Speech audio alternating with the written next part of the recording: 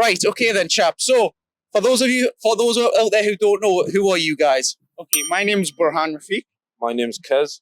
Yeah, and what's the story? Why are we here outside of the Beacon? So basically, as everyone else has seen, over the past couple of months, we've had all that stuff kicking off on social media across the whole of the UK. We've seen different cities literally being smashed to pieces. And obviously, in an ethnic minority community like the West End, that's going to instill a lot of fear and uncertainty around everywhere. So one day I was in the house, and my mum was saying that she didn't want me to she didn't want to go town, sorry. And I was like, why do you not want to go town? And she was like, I'm just gonna wait until all of this blows over. And to be honest, that just didn't sit right with me. Like, I was born in Newcastle and my mum's too scared to go into the central. So once that happened, I texted the boys like, guys, we need to do something about this. We need to come together as a community.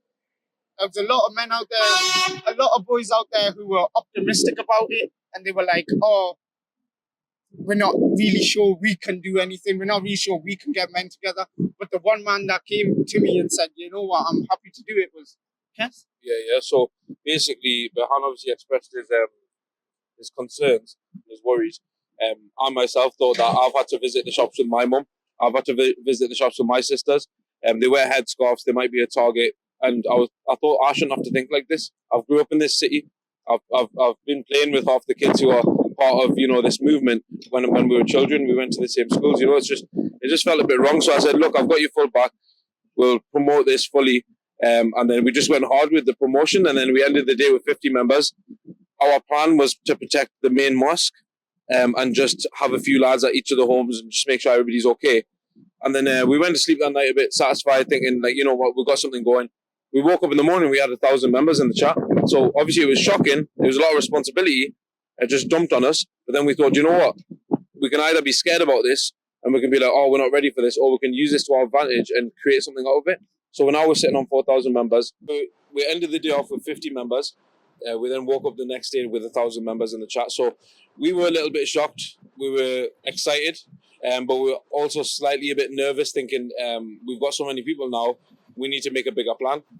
So then the first thing we did is contact the elders and the leaders of the community. We had now had 1,000 members, like I said. So we needed a strong and organized plan in place. And then it just grew from there. And now we're on, I believe, 4.2 thousand members across WhatsApp and Telegram. So honestly, thanks to the team, we've put something together. We obviously carried out Wednesday, which you were at. And you saw the turnout that we had in the organisation we had. We worked very close with the police. They actually thanked us personally to say that, look, we didn't have to do much work and we can work together in the future because you lot are so organised. There was not one single fight. There was not one punch thrown in a gathering of over 3,000 people. That's very difficult to do, especially when there's people of all, cultures, all religions, everything.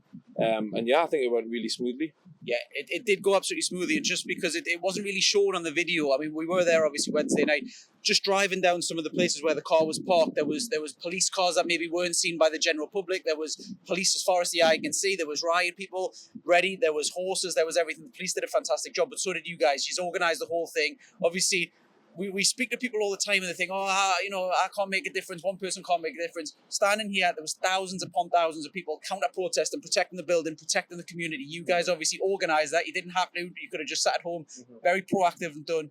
How do you guys feel having organised that? Because it was possible, we don't know for definite, that if that wasn't the case, this building might not be where it is right now. Yeah, you know what, to be honest, anything could have happened. And you know what, I'm proud to be standing next to Kez and being like, you know what, we did this. 100%, but I think a lot of it comes from the community as well. Without anybody turning up, it would have just been us two standing there. Yeah, you know what I mean. So yeah, that's about it really. All the ethnic backgrounds that came and turned up and actually showed face. I think you said a really key point there. You said that people sometimes think that they can't make a change alone. That's very true, because that's the feedback that we got before starting the group chat. I think it's important for everybody to know that the world, not to sound too cheesy, but the world does change one person at a time. And as long as it changes one person at a time and then people are together and persistent about whatever they're trying to achieve, you'd be surprised at how many other people just hold the same mindset, but they just don't have the courage to go out and say it. And when there's numbers, people gather together. I mean, I was going around the shops. I was texting family members and stuff. I was like, look, join this group chat, join this group chat. We were fully out promoting it as hard as we could. And it became what it did. And now it gives me a bit of faith as well that their goal was to separate us, and the literal opposite has happened. Everybody feels closer than ever. The community feels stronger than ever. The elders are connecting with the youngers. You know, all the different backgrounds are connecting with each other. A lot of people, a lot of new friendships have been formed because of Wednesday, and it's amazing to see. Yeah, and one of the key things, I mean, the guy who was on the speakerphone mentioned it quite a lot. A lot of diversity in the crowd. There was a lot of white people, there was a lot of brown, there was a lot of black, there was a lot of children, there was a lot of older people, there was a lot of men, a lot of women. The whole kind of community coming together. What did that kind of mean? And was that kind of what you were expecting, or was that a surprise, or how did you see that? It meant a lot to us. It meant a lot to us. It was just crazy to see. I remember just walking around. I would just say hello to everybody. How are you doing? And they would just say, look, we're here for the same cause. We need to understand that we're actually brothers and sisters, and we shouldn't have any animosity between us. Why do we? Who's put these thoughts in our head? You know, and yeah, I don't know if you want to touch on that. Yeah, I really think it's reflected on the northeast. To be honest, we've seen what's happening. We've seen what's happened in Sunderland and in Middlesbrough. We've seen everything, Hartlepool, everything that's been going around in neighbouring towns. But I feel like Newcastle really showed that we're not like that over here.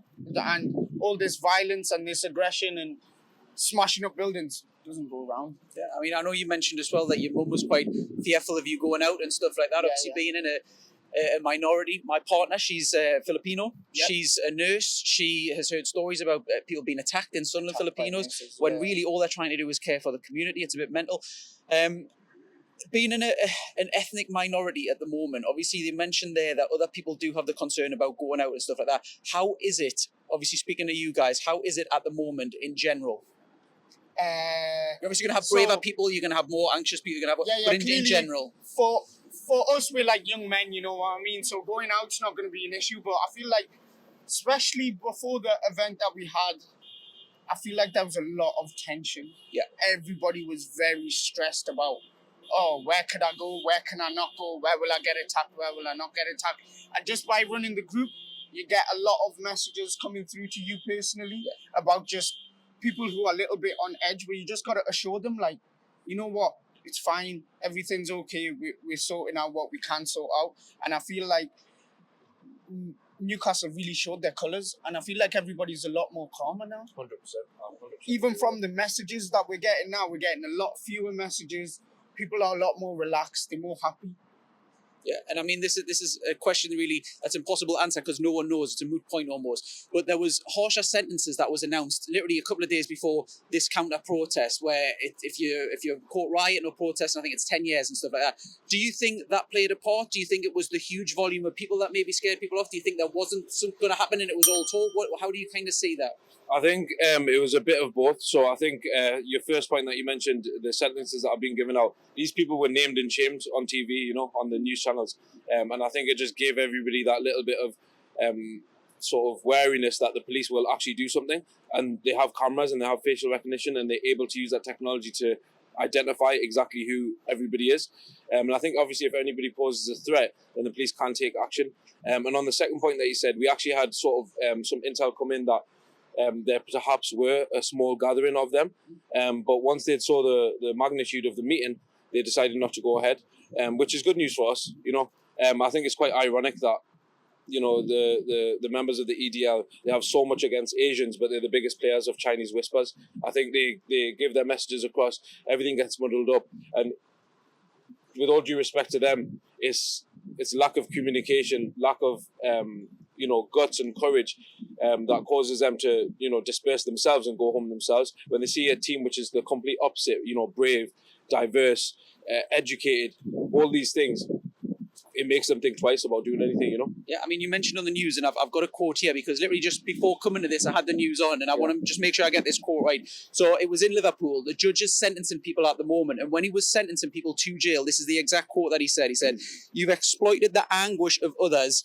either to further your own twisted ideology or more likely an excuse for violence and vandalism. You are criminals." I'm curious to get your take on the sentencing and that comment. To be honest, I agree. I don't feel like there's a lot of I feel like there's that 1% who just do want to riot. Like, you know, when you riot, what's the smashing up a shop's not going to help nothing. No matter what shop you smash up, no matter where you go, smashing up communities around in different cities, coming from out of the city into another city and smashing up their community, it's not going to help nothing. I totally agree with that, Judge.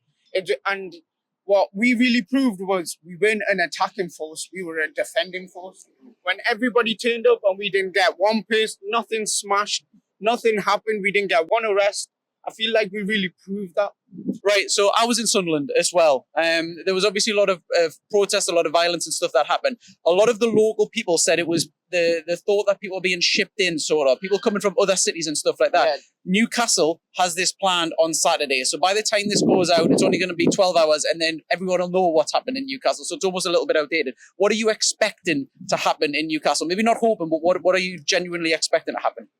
To be honest, we're expecting the police to do their job. Obviously, we've got our event on Saturday as well. From 11 a.m., we've got our event in place. Obviously, we're working very tightly with the police. We've been in contact with a lot of different police officers. And again, we've been in contact with the community.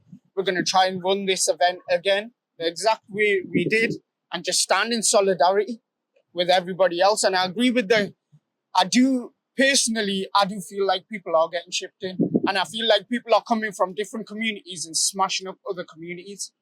And I feel like then the people who are left in their communities are left to clean up the next day. Like the first place where they had the riots, the next day I seen people just coming to fix the mosque. Local people from the community who don't feel any type of way, but have now felt the brunt of this violence. 100%. I think a lot of people on Wednesday were actually describing us as the real English Defence League because we were the only ones defending England. I think that it's crazy because you'll get rioters rioting in shops. I mean, I saw a video of a lot of people breaking into Lush and stealing bath bombs and stuff. I mean, I don't get how that correlates with their message. They were against a man who had obviously attacked them 3 young girls. What's Lush got to do with that? Or what's stealing from shops got to do with that? How is that helping the problem or helping the problem that they see, you know? It was all a bunch of misinformation as well. I think it was just an opportunity for them to go and do something. We had events prior to that, crimes prior to that could have set it off. But as soon as it was a person of colour, it sort of sparked their interest to then go and try and go with their own agenda, you know? Yeah. And then it's a bit of a taboo subject. It doesn't get talked about a lot, but racism in general. Okay, yeah. Now there does feel like there is a racial undertone to these protests and stuff like that. You guys will have possibly a different element and different eyes looking at it than I will. How does it feel at the moment? Do you think Newcastle has a racism problem? Do you think the UK has a racism problem? Do you think that this is kind of setting it up and making it worse, or do you think there's no sort of problem? How do you guys see that through your eyes? I think this has set it up. It's made it better. I think that they've done a lot of work for us. I would say even thank you to them to a certain extent. Thank you for gathering us in such large numbers and allowing us to speak freely with each other. And for Christians to love Muslims and Muslims to love Sikhs and Sikhs to love Hindus. And for coloured people to love non-coloured people. And for all genders to love each other, you know. I think it's important that we utilise things. A lot of people see fear or see dangerous events like dangerous events, but what we see them as is opportunities to actually make good of situations. I don't know if you want to touch on the racism bit. To be honest, we showed our colours here. I feel like there's that 1% that the media concentrates on so much, but then there's that the other 99% that just really don't agree with it, that just want to get on with their day.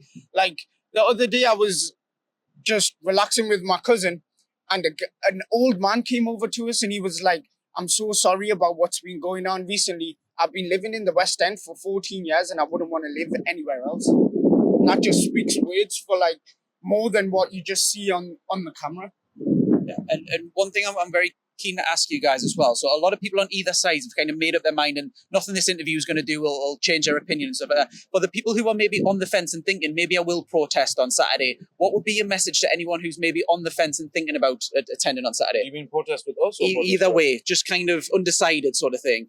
I'm not out here to put my ideas on anyone. I'm all about freedom of speech. Mm-hmm. Whatever message you believe is right, you go ahead and speak up about that.